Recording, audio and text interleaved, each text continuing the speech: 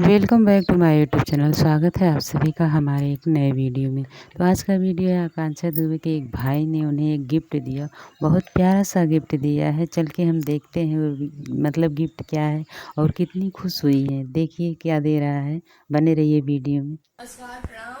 मैं आकांक्षा दुबे और मेरा जन्मदिन था। सतीश आ नहीं पाए, शूटिंग पे बिजी थे और ये मॉर्निंग में मेरे लिए गिफ्ट लेके आए हुए हैं। जन्मदिन पर इन्होंने बहुत प्यारा गिफ्ट ला के दिया है। मुँह बोला भाई है, सगा भाई नहीं है, बट अच्छा है जैसा भी है। हम बहुत अच्छा गिफ्ट है, आप लोग भी देख सकते हैं, बहुत सुंदर है और बहुत खुश हुई है ये गिफ्ट पा करके। जैसे कि आप लोग देख पा रहे होंगे कितना प्यारा गिफ्ट है और इनका भाई ला कर दिया है। और इस भाई ने मतलब चैनल वगैरह है इनका।